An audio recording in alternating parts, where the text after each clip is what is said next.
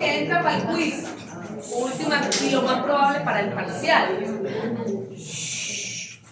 Entonces, hablábamos la clase pasada de los parásitos intestinales. Hablábamos de la clasificación de ella, de lo que son protozoos y de lo que son tremátodos. Que dentro de los tremátodos clasificamos en los nematodos y en los platelmiltos, que estaba entre ellas la fasciole hepática y estaban las tenias, ¿cierto? Los diferenciamos tanto microscópicamente y también algunas características en cuanto a localización de órganos. ¿En qué? ¿Dónde que afecta principalmente? Intestino delgado, intestino grueso. Y teniendo en cuenta que hay parásitos que obviamente pasan al sistema circulatorio y invaden ciertos órganos. Dentro de los protozoos, ¿cuál es el más patógeno? ¿Quién es el que causa el acceso hepático? La entamoeba histolítica. ¿Quién es el que fagocita los glóbulos rojos dentro de su fase trofozoítica? Dentro de su fase trofozoítica. No, la entamoeba histolítica, por eso era la patógena. ¿Quién causa síndrome de mala absorción por adherirse a esas ventosas, por esas ventosas que tiene? La diarrea. Dentro de su morfología y su forma de movimiento, ¿quién se mueve por flagelos? Yardias. ¿Quién se mueve por cilios? Palantídeos. ¿Quién se mueve por pseudópodos? Las entamoebas. ¿Cuál es la forma infectante? Estamos hablando entonces de los trofozoides. Por ejemplo, huevos. Los huevos son para los tremátodos, que es lo que estamos en el otro lado. Entonces, ¿cuál es la forma infectante y resistente? Los quistes. Muy bien. Repasamos. Dentro de los tremátodos los clasificábamos en los nemátodos y los platelmiltos. Teníamos dentro de ellos ¿cuáles? El ascaris lumbricoides, ¿cierto? Tiene su hembra, su macho, tiene sus huevos fértiles e infértiles y ya. Dentro de ella, pues todo lo que puede también causar, no solamente invade intestino y causan procesos diarreicos, sino también procesos inflamatorios y crónicos afectando otros órganos. Puede pasar por vía, por ejemplo, conductos, provocando obstrucciones, ¿cierto? Afectar pulmones, ¿sí? Y provocar también obstrucción en las otras vías. Hablamos de la astenia, de la que causa ¿cuál es el huésped intermediario en la astenia? El huésped intermediario en la astenia. El cerdo en la astenia sol. Y en la saginata, vacuno, la vaca, ovino, vaca. Estoy dándole perlas, yo sé por qué las doy. La fasciole hepática, recuerden que afecta también como órgano secundario también el hígado.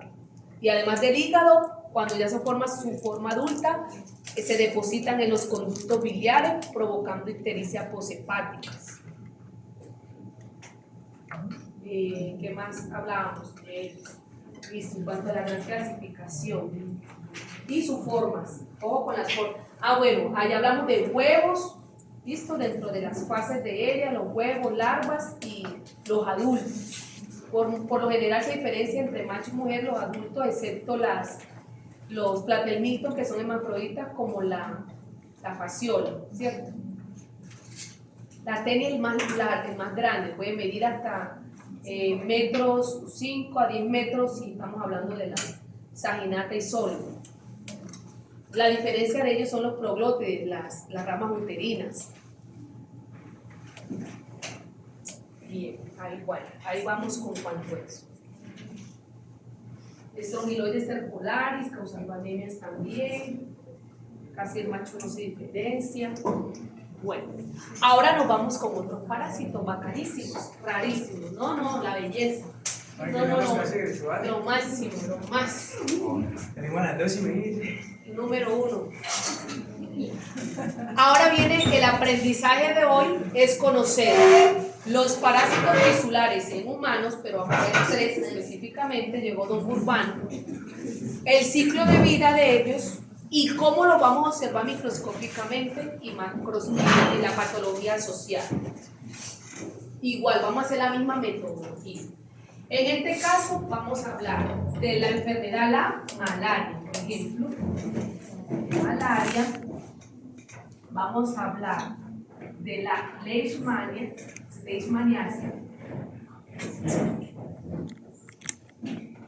y la enfermedad del Chagas.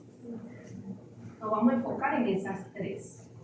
Vamos a definir cuál es el huésped intermediario, el definitivo y las fases de ello del ciclo. Aquí sí se van a aprender los ciclos. Entonces vamos a comenzar con malaria.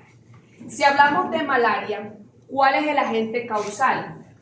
Agente causal. Escuchen, así tal cual son las preguntas. Igual eso lo tenemos que aprender ya toda la vida los que somos profesionales de la salud.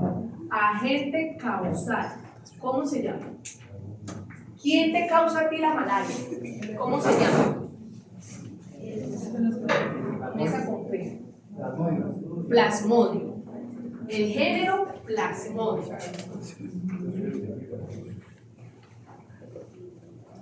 Plasmodio.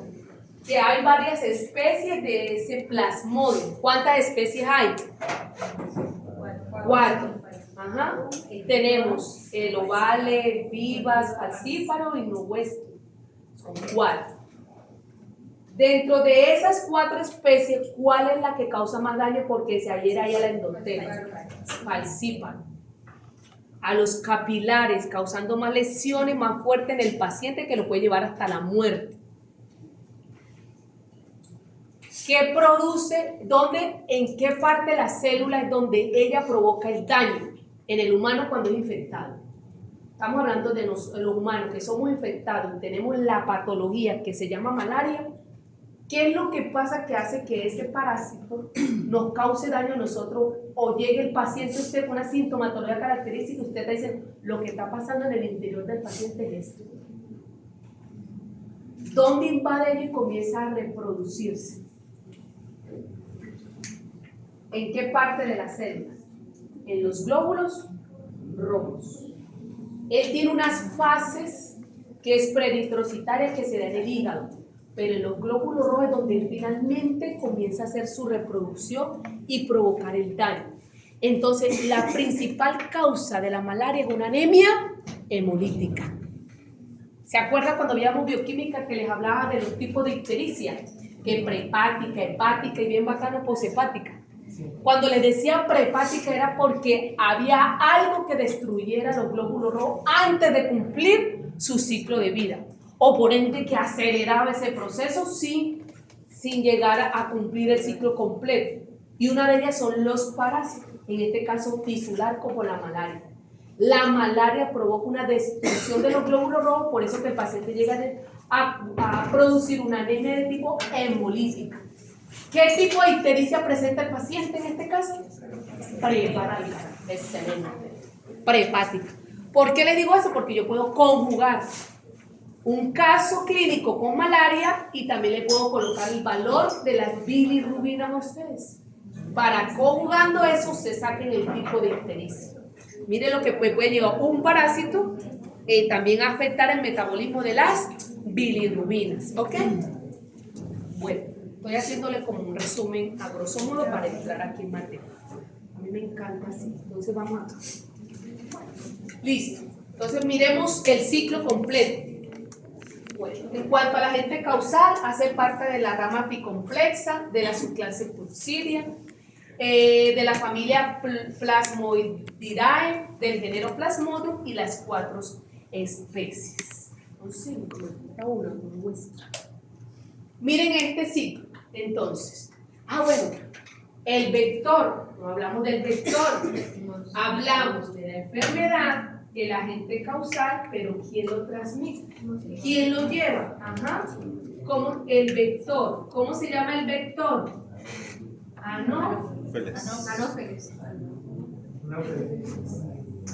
El doctor Anófeles, la hembra, ¿cierto?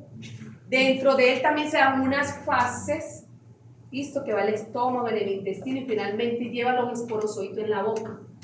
Y cuando pica es donde lo transmite a otros, en este caso a nosotros, al humano. Entonces, ¿quién es el huésped intermediario? Mosquito. Mosquito. ¿Quién es el huésped definitivo? ¿Por qué? Porque ahí da la fase de reproducción sexual y asexual, porque dentro de los glóbulos rojos se producen los gametocitos. Ahora vamos acá. En el mosquito, entonces, de género Anopheles, la hembra, digamos que ya está infectada, ya les explico el ciclo de ella, pica y en este caso libera los esporozoitos. Ahí en la saliva, en la baba de ella, libera y pica, infecta y libera esos esporozoitos. En la fase preritocitaria, en el hígado de nosotros comienzan a hacer las transformaciones de esporozoito a merozoito. Y ellos se forman en trofozoitos que en la circulación, en los glóbulos rojos, se comienzan a formar en esquizontes y también en gametocitos. Que la forma de los gametocitos es la forma como otra hembra que no está infectada, que nos pica, succiona los gametocitos. Y esos gametocitos es donde comienzan a formarse, a enquistarse en la pared del estómago, donde se da la esporogonia, y luego se van hacia la glándula salival y es donde se forman esos esporozoitos, que son los esporozoitos que nos infecta a nosotros la hembra de género Anopheles, que es el vector y que es el huésped intermediario. ¿Ok? Intermediario, porque dentro de nosotros se dan las fases sexuales. Bien.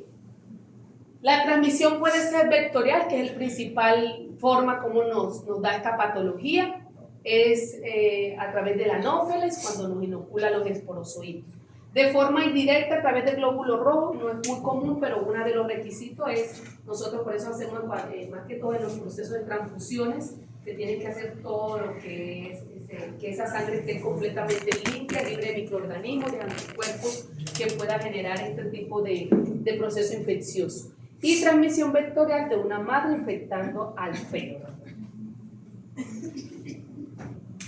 Huésped definitivo humano, huésped intermediario, el mosquito. Dice que dentro del mosquito tiene su ciclo también, huevo, larva, pulpa y adulto. ¿Listo? Que tiene unas condiciones para supervivencia, que le gusta la humedad, ya ustedes ya saben eso. ¿Listo? Y el falcípono ya sabemos que es el parásito causante de la patología como tal más grave. En cuanto a sintomatología del paciente, un paciente que tiene una zona endémica, que le llega a usted con qué cuadro clínico. Fiebre. Puede ser una ictericia. Sí, astenia, debilidad, pero eso es pues son signos de cualquier tipo de patología de pronto infecciosa.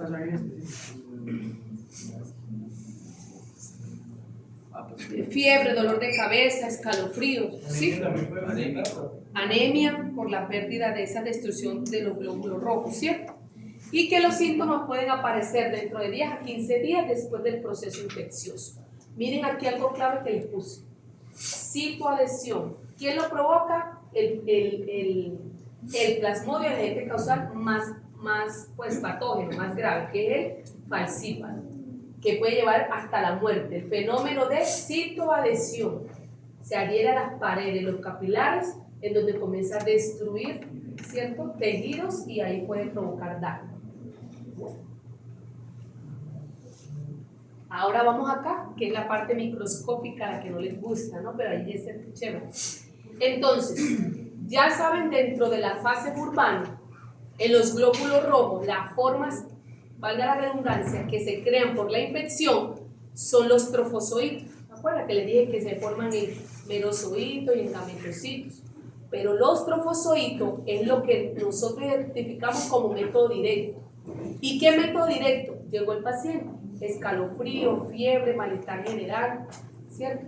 Hay una zona endémica, vives en el monte, un soldado, o por una zona rural, o también hay muchos depósitos, criaderos de agua, ya usted las pela, que eso va por ahí. Sin embargo, tenemos que confirmar. Entonces, pueden pedir ustedes siempre piden una gota gruesa, que es un método directo, gota gruesa. ¿Qué es la gota gruesa? Concentrar los glóbulos rojos, rosa. Llegó el paciente, yo le tomo una muestra capilar, una punción capilar, o le tomo una sangre en el tubo tapaeta, la que no coagula la sangre. Y de una lámina la coloco en un cuadrito, espero que se seque, la coloreo, y lo que yo voy a observar en los glóbulos rojos es esto. Miren, glóbulos rojos infectados por la forma del parásito. Parece para nosotros como bacteriólogos, así como les dije, la giardia, que para mí es la de cara de payaso, nosotros ya le llamamos esto el punto y la coma. Pero eso se llama trofozoides.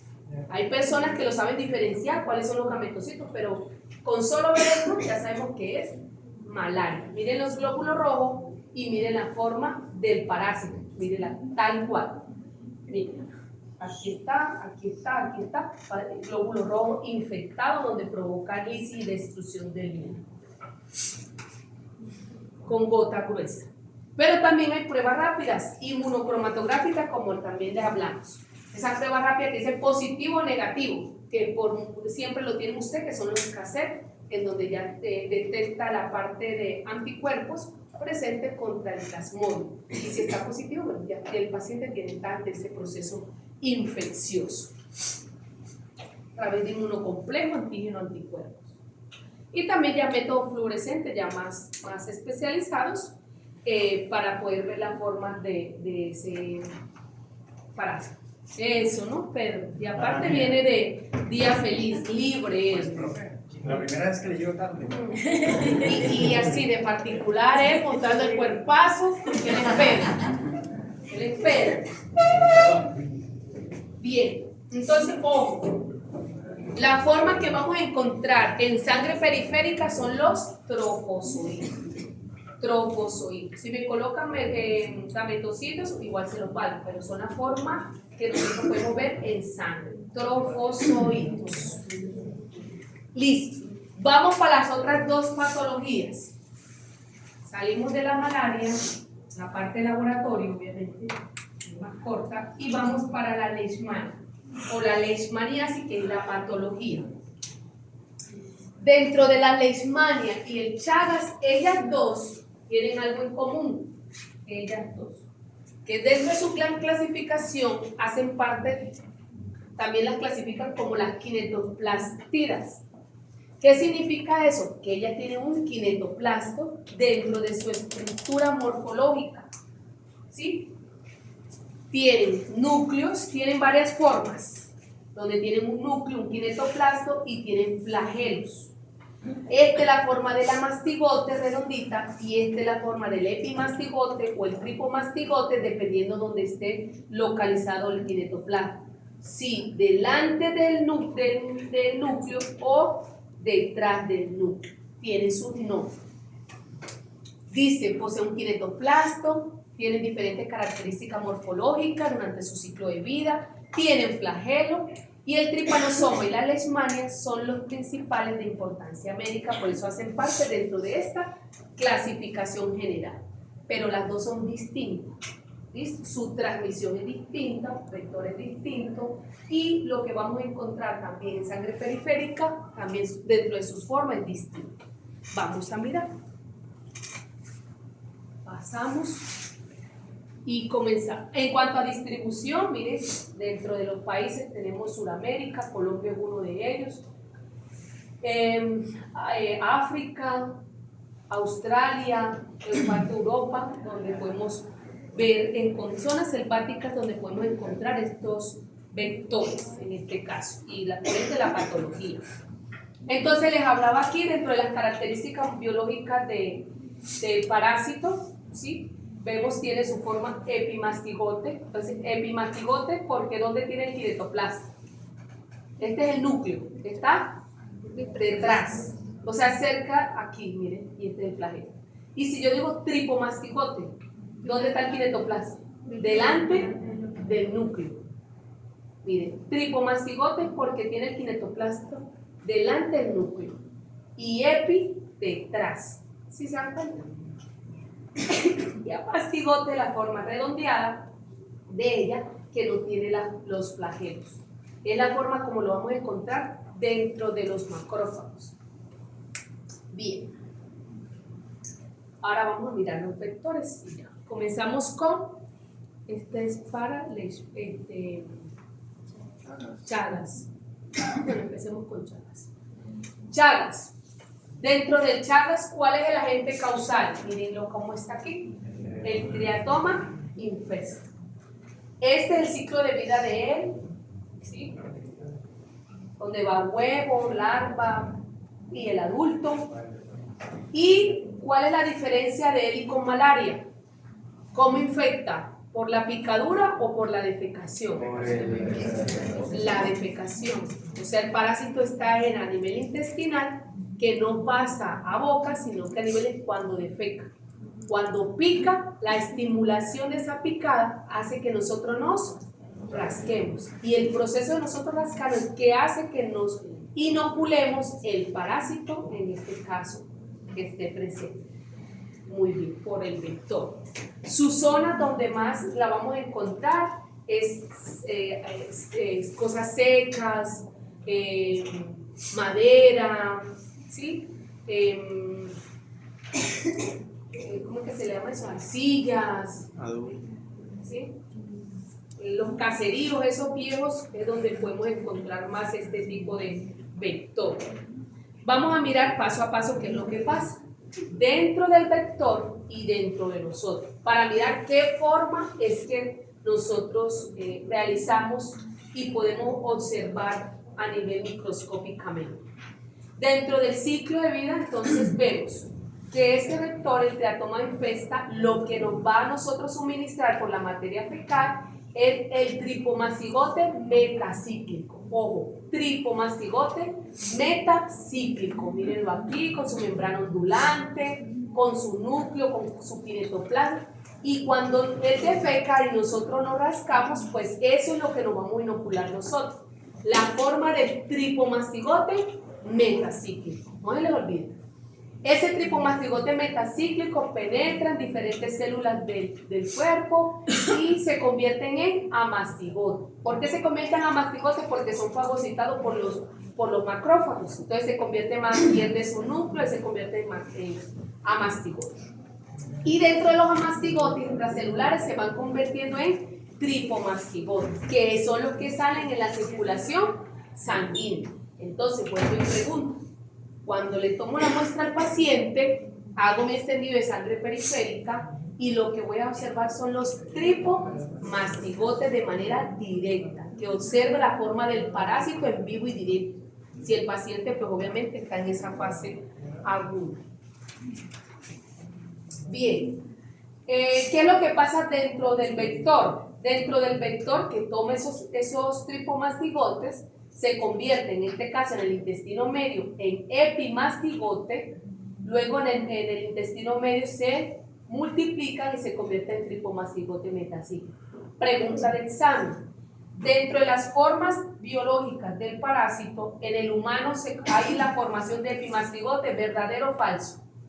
Falso. Solamente está la forma de amastigote y la forma de tripomastigote. Pregunta, dentro del vector hay forma de amastigote, ¿verdadero o falso? Falso. Solamente está la forma de epimastigote y tripomastigote que sea del intestino medio del vector. Esas son las preguntitas que ahí voy dando.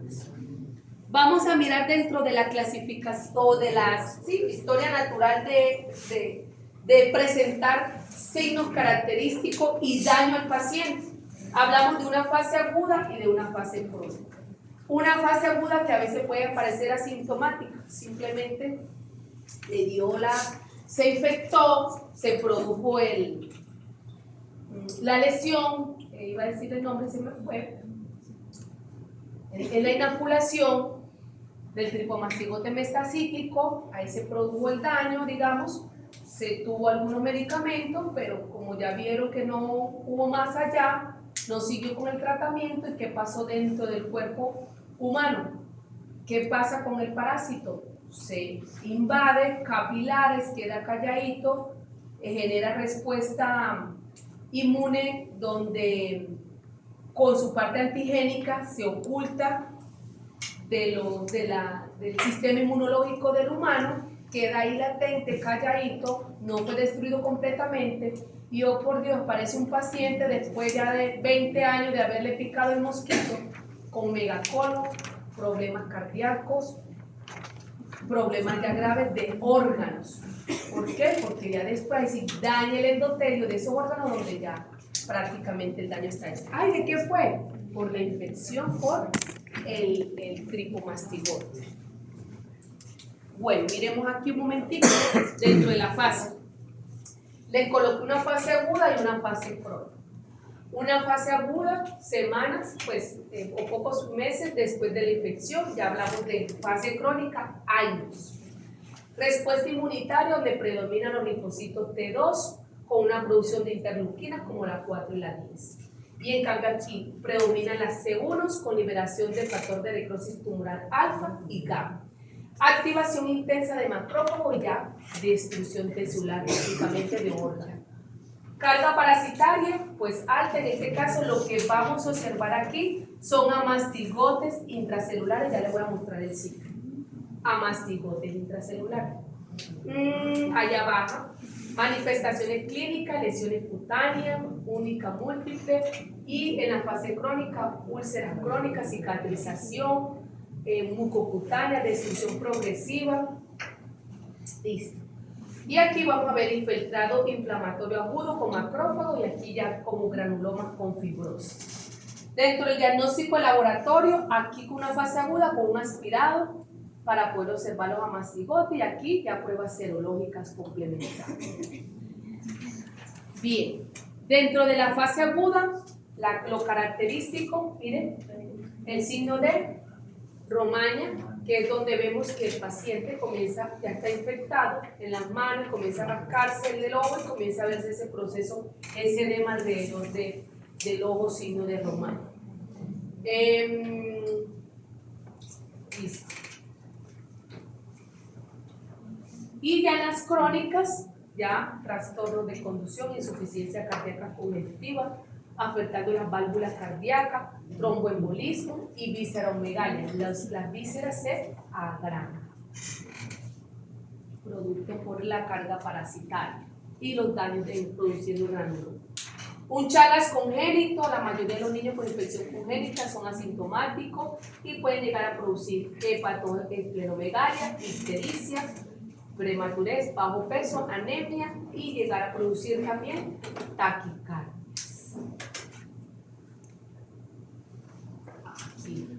Entonces, en cuanto al diagnóstico, ¿qué es lo que vamos a observar? En la gota gruesa, ¿qué vamos a observar? La forma de los tricomastigotes. Ustedes lo pueden ver, su flagelo, ventana ondulante, su núcleo, el kinetoplasto, y esos son los métodos directos. Y ya métodos indirectos ya son pruebas, reacción antígeno-anticuerpo, como la inmunofluorescencia indirecta, ELISA, hemoaglutinación indirecta o aglutinación compartida. Dentro de los métodos indirectos. Miren acá, aquí está perfecto, se ve su flagelo, su membrana ondulante, su núcleo, su kinetoplasto, su núcleo, kinetoplasto, su núcleo, y los glóbulos.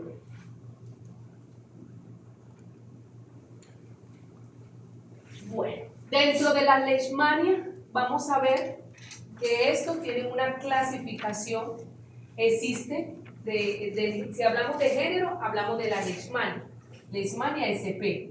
Si hablamos de la especie, pues son clasificados según Viejo Mundo, Nuevo Mundo. Y eso también está la clasificación del vector. ¿Cuál es el vector que infecta, que uno se puede infectar por la leishmania? Ese mosquito chiquitico que uno dice, Dios mío, esa groserita es esa groserita. Fleboto, ¿cierto? Y luxomia, que son los dos. Mírenlo acá donde está. Aquí se lo picado. Del Viejo Mundo hablamos del flebótomos y del Nuevo Mundo hablamos de la luxomia. Mírenlo eso.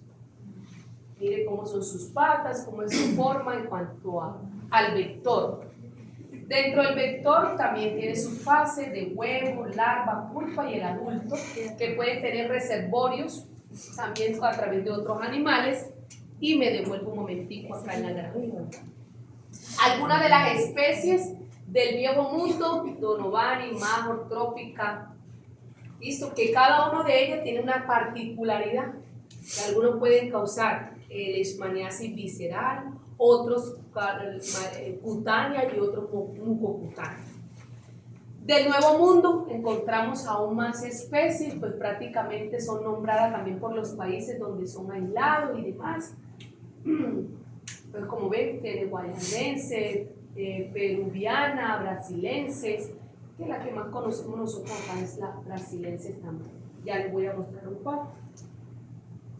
Aquí está la distribución de la cutánea, principalmente, todo lo que tiene que ver Sudamérica. Colombia ahí, visceral, y aquí. Entonces, miren este cuadro que les hice bien bacán. Dentro de la leishmaniasis, los tipos de la leishmaniasis en cuanto a patología, hablamos de cutánea, mucocutánea o visceral o cutánea difusa. Especies comunes que pueden causar este tipo de lesión, por ejemplo, en la cutánea, la muy común, la brasilense, la mexicana, ¿sí? Son las principales. Dentro de la mucocutánea, la brasilense, la panamense, visceral, donovani. Esta es la que más se aísla. Dentro de la especie, la donovani. Infantum también. Y dentro de otra que ahora se clasificó también como cutánea difusa, como la amazonense. Listo. En cuanto a cutánea, ¿qué es lo que vamos a observar? Ahí donde se observa la lesión, en la picadura. ¿Sí? En la picadura que provoca el vector, ahí es donde se ve principalmente la lesión, que son úlceras indoloras con bordes elevados. ¿Dónde tomamos nosotros la muestra? De ahí, de la lesión. Un paciente que llega con una leishmania, es muy característico la forma de esa lesión. Es muy característico. Que uno ya la vea en las enfermeras y todo, ya sabe, uy, esa es leishmania. Por la forma característica de esos bordes, de esas úlceras. Ahí es donde se toma la lesión si queremos ver los amastigones. Ahí. Ya mucocutánea, hay destrucción de la mucosa y hay deformidades faciales, ya les voy a mostrar una imagen, y ya la visceral, pues comprometiendo órganos, provocando hepatosplenomegalia, anemia y demás. Vamos a mirar algunas imágenes. Miren las formas características entonces. En este caso hablamos de promastigotes, pero lo que se encuentra en sangre son los amastigotes, que lo tomamos directamente de la lesión. Llegó el paciente con la úlcera aquí en el pie, donde sea, en la nalga, donde sea. Ahí hacemos una limpieza profunda de ella y hacemos un raspado. ¿Qué esperamos encontrar? Pues así como está acá. Macrófagos infectados con la forma de los amastigotes. Entonces les hago la pregunta para activarnos nuevamente. Para el Chagas, ¿cuáles son las formas que veo en sangre periférica?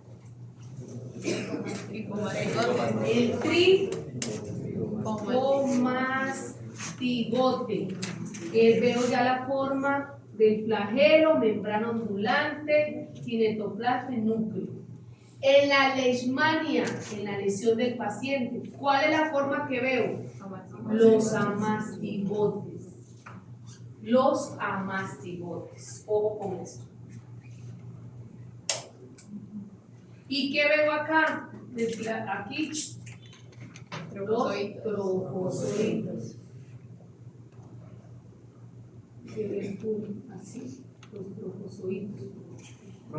Dígame, jefe. ¿Taquizoitos son los mismos taquizoitos? Taquizoitos. ¿Son los mismos o son diferentes? Diferente. Taquizoito hablamos es en la forma de cuando nos infectamos con el Toxoplasma gondii. Taquizoitos. Pero ¿cumple la misma función o son diferentes? Entonces tocaría ver la forma evolutiva. Taquizoito es la forma cuando nos infectamos, porque los parásitos son totalmente diferentes. Toxoplasma gondii causa la toxoplasmosis, ¿cierto? Dentro de sus formas biológicas forma el taquizoito. Y del taquizoito es donde se convierte en oquiste, que es la forma como nosotros nos infectamos. Entonces, dentro de las formas, si lo vamos a comparar, no son iguales, pues son formas evolutivas distintas.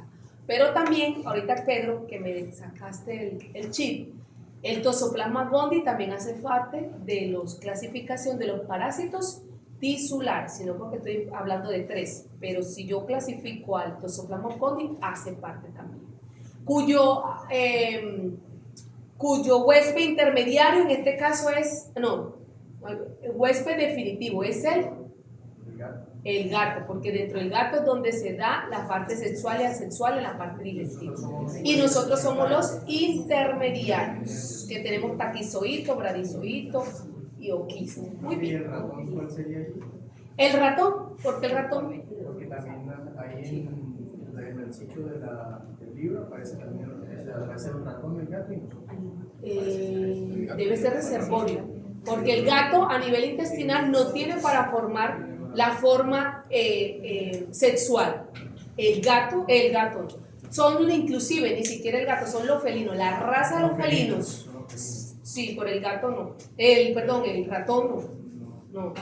Pero No. ahí aparecía la imagen. Sí, de pronto puede ser como un reservorio o que se contamine y nosotros a través nos contaminamos y lo boquiste. Pero dentro del ratón no pasa una forma evolutiva del parásito, no. O sea, Sí, cuando el gato se come los ratones es que se contamina. Lo que decía en el libro es que el parásito cuando entra el ratón, Ajá. es por eso que infecta sobre todo a felinos. El parásito cuando entra el ratón, Ajá. ya se liberaron las enzimas que lo que hacen es deprimir el sistema nervioso del ratón, lo que le hace perder el miedo hacia los felinos, lo que lo hace también sensible a la orina de los mismos felinos. Es por eso que los gatos se contagian de la toxicosis. Por ahí sí va la vuelta en cuanto al proceso de infección. Ajá, muy bien. Bien, vamos acá. Muy bien, Pedro. Dice acá, bueno, viejo mundo hablamos del flebótomo, nuevo mundo de la Lutzomia. Y también hablamos de otros reservorios, en este caso el perro, la rata, ¿sí? Son animales que son reservorios del parásito, ¿ok? Ciclo de vida, entonces vamos a ver ese ciclo biológico. En este caso, en la Lutzomia, que nos infecta a nosotros el promastigote, miren. Él nos inyecta a nosotros el promastigote. Y esos promastigotes son fagocitados por los macrófagos, células de nuestro sistema inmune, y es donde se transforman en amastigotes. Ojo que los amastigotes son los que yo voy a ver en sangre periférica, ¿ok? Y que comienzan a afectar pues otras células. Y esos amastigotes es la que otra Lutzomia ingiere, ¿listo? Y luego dentro de ella se forman también en amastigotes. Amastigotes se transforman en promastigotes y esos promastigotes migran del intestino a la saliva y esos promastigotes son las que nos contaminamos a nosotros, ¿ok? Ojo, pero en este caso nosotros los detectamos a través de los amastigotes dependiendo también la fase. Hacemos pruebas. ¿Listo? Muy bien. Resistencia a hidrolasas, daño proteolítico y mecanismo sedativo, alteración y producción de citoquinas. Es elevación a la respuesta inmune. Miren los tipos de lesiones, la localizada, lo que les decía. Eso es característico. Es una vaina que usted la ve, usted dice es el leishman.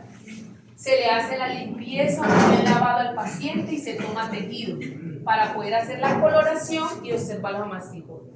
Ya dañando mucosa como tal, residente, difusa, ya lesiones más graves, más diseminadas, más profundas de este tipo de leishman.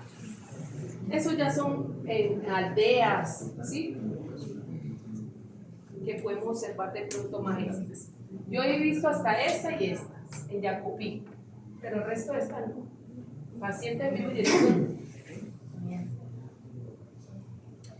Leishmania visceral, causando hepatoesplenomegalia, pancitopenia, afectando las 3 vías, glóbulo rojo, glóbulo blanco y plaquetas. Dérmicas, mire cómo se le daña la piel a los pacientes. Y el diagnóstico. Entonces a través de un frote directo de la lesión, se toman 3 muestras y se hace una tinción. Y lo que pues, espero observar son células infectadas que tienen los amastigotes. Y métodos indirectos ya, por ELISA, inmunofluorescencia, cualquier método indirecto que pueda detectar la presencia de anticuerpos producida por la infección por el parásito. Y el antígeno pues directamente lo puedo ver a través de una coloración si tengo la lesión primaria, la lesión cutánea, ¿ok? Aquí está otro, vemos macrófagos y los amastigotes en este caso. Ahora viene este caso clínico.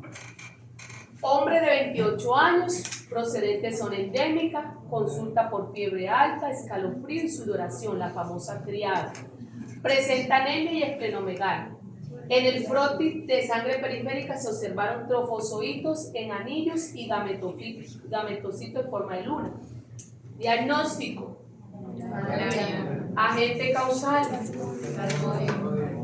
Vector. Más claro que el agua no podemos hacer. Un tico. Así lo voy a hacer. Vamos a tomar ese calmante. Siguiente. Mujer de 35 años, residente del área rural del Catatumbo, presenta úlcera indolora en el brazo de 2 meses de evolución con brotes elevados y fondo glandular. Dentro del frotis de la lesión muestran pequeños macrófagos con pequeños cuerpos ovalados con cinetoplastos. Diagnóstico. Leishmania, por ahí escuché Chagas. Leishmania. Por ahí yo lo escuché. Agente causal.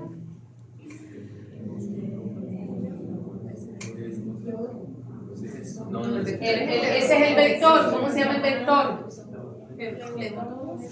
O el otro que era Leucemia.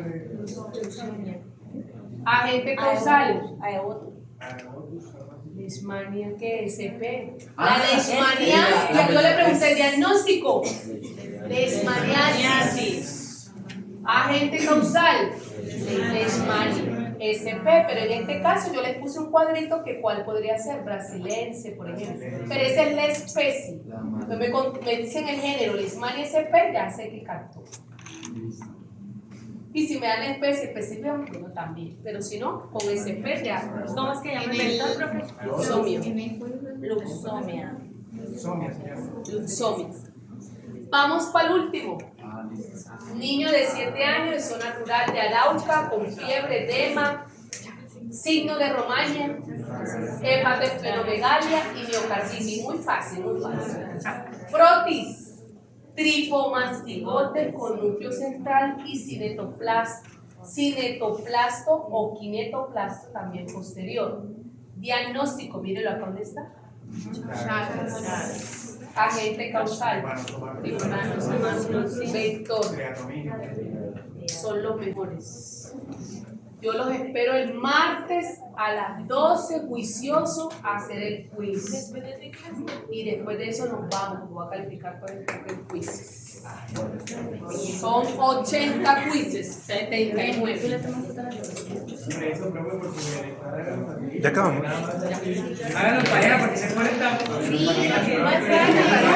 Puede ser.